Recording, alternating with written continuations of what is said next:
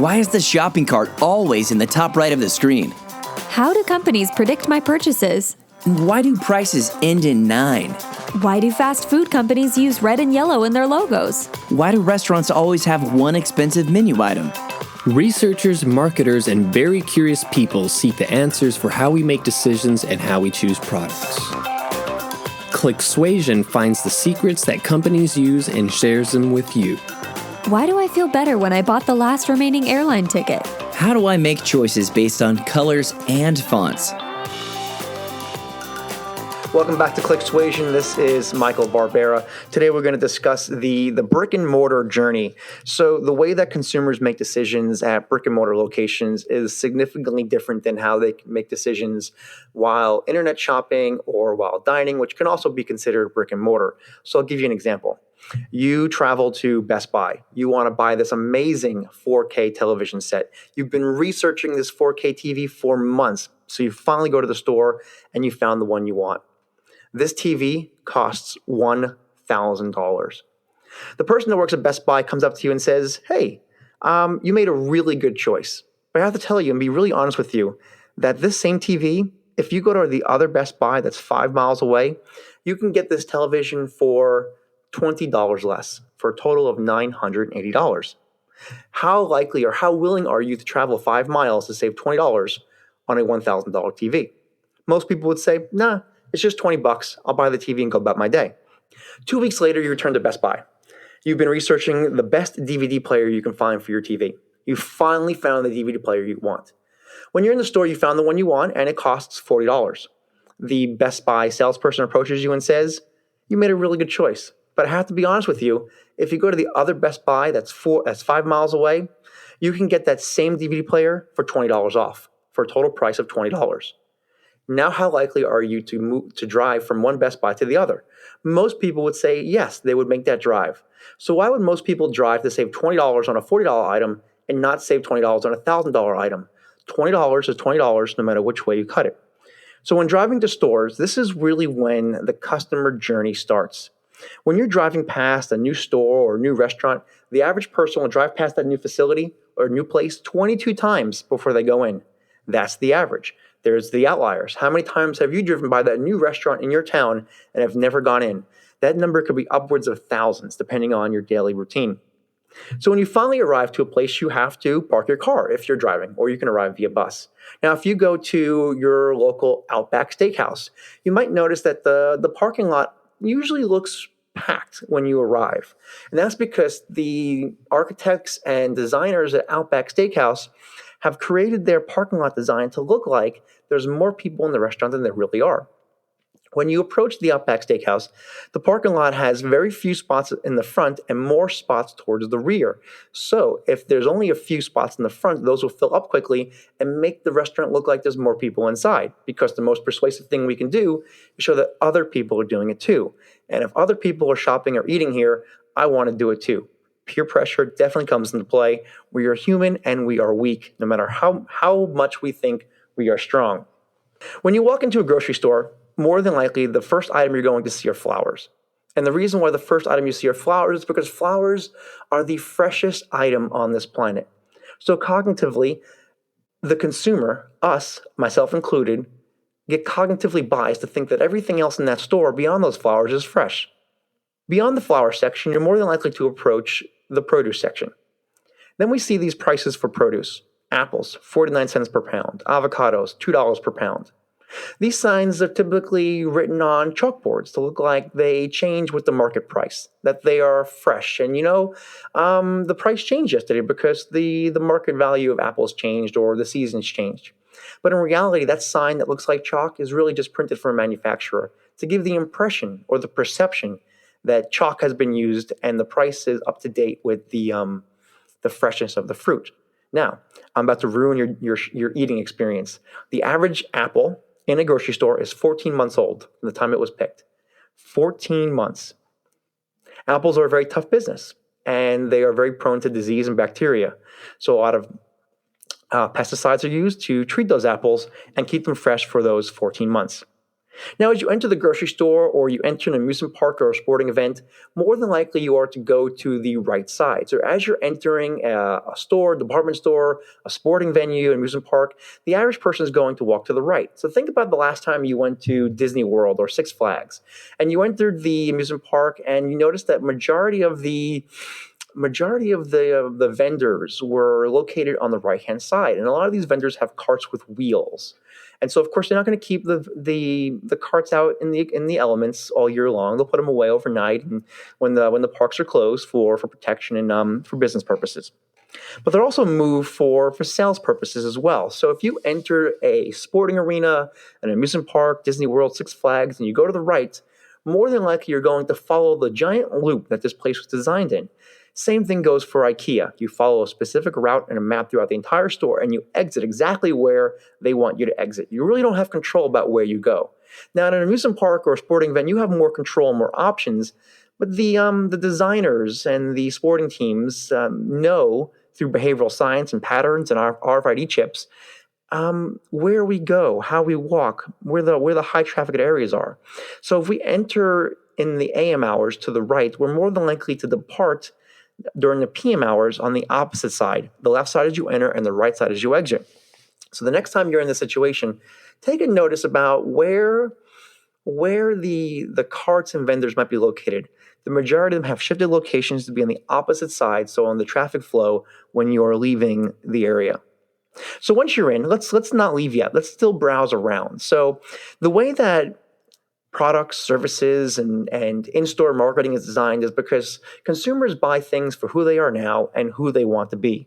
Key thing, who are customers now and who do they want to be? We've all bought something that we have put in our closet and never worn or never used because we wanted to be that person, but we are not that person today.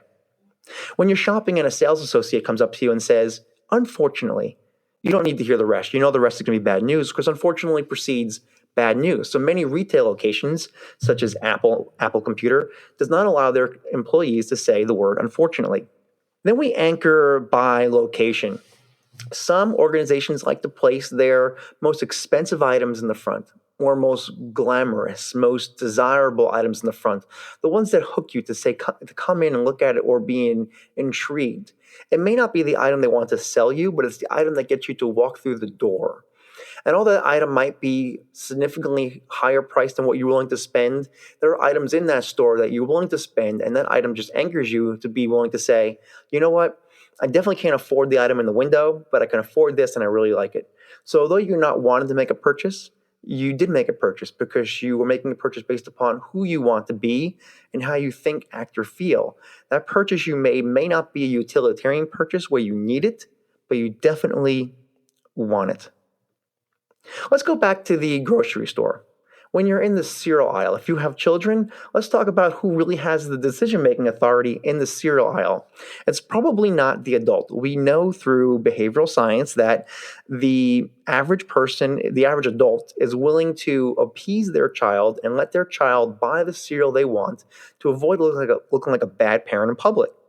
Then the average cereal aisle typically has about 5 shelves, starting from the floor going up to about 7 feet in height, just enough where we can't reach it. And of course, the ones that sell less or the cereal companies that don't want to put money out to their product placement in the store are typically at higher levels.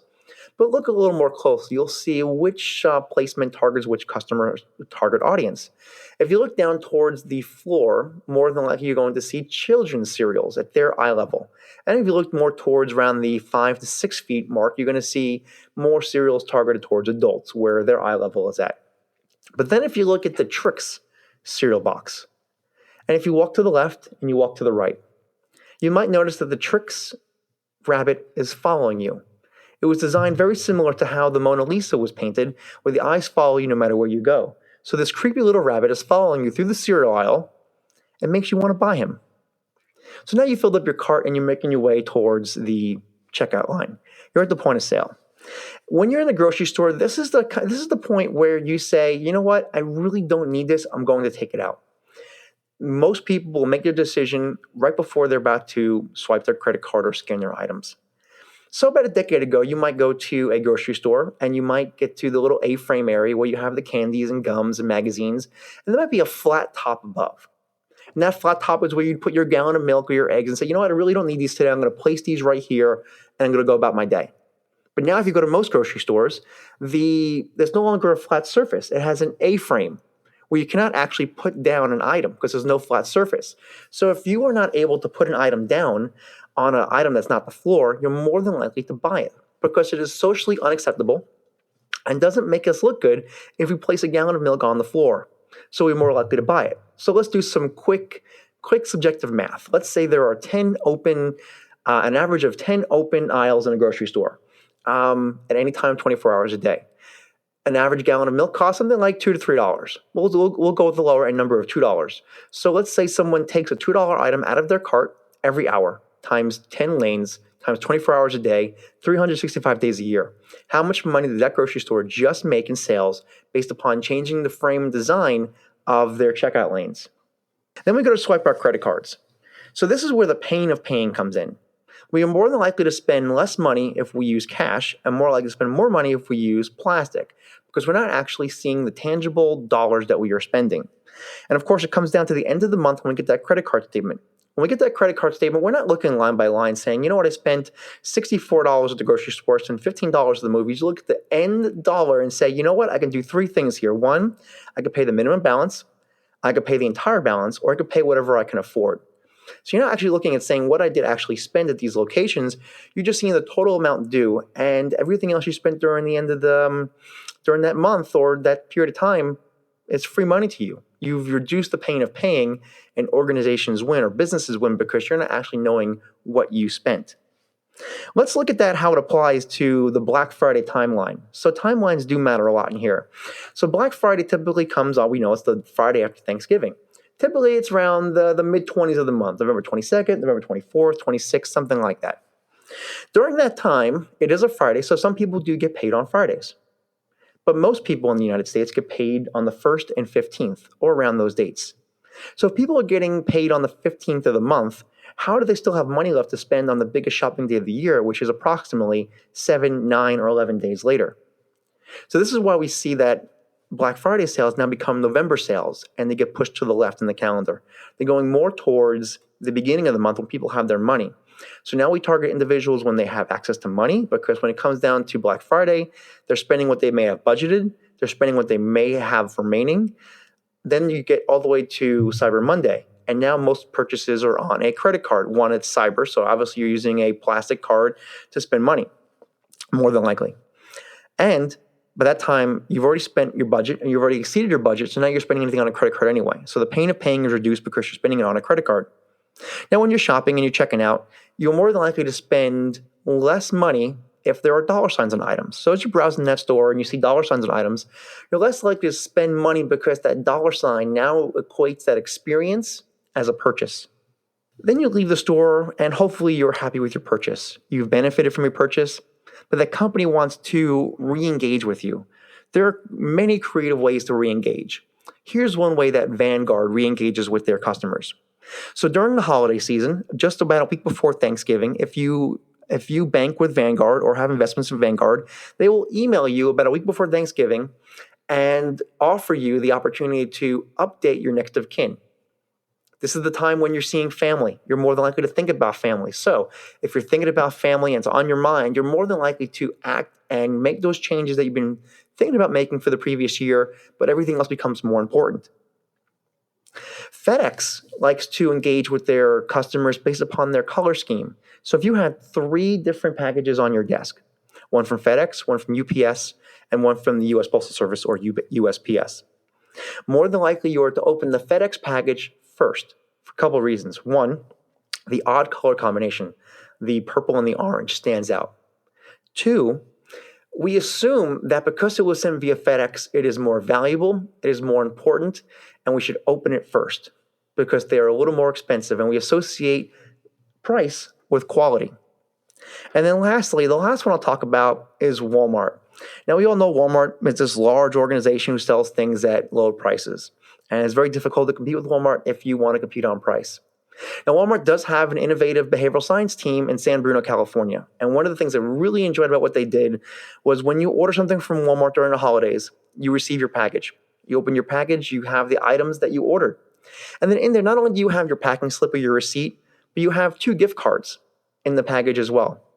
And with a little note that says, don't forget that someone else special on your list.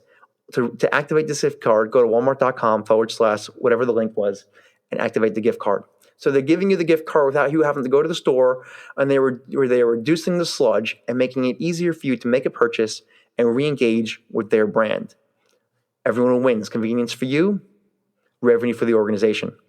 That's the brick and mortar journey. This is Michael Barbera. Go ahead and subscribe to ClickSuasion, and we'll let you know when the next episode is available. Thanks for listening to ClickSuasion. Subscribe to the podcast, read our research, and get in touch with us at clicksuasion.com. You can also find us on Twitter with the handle @ClickSuasion.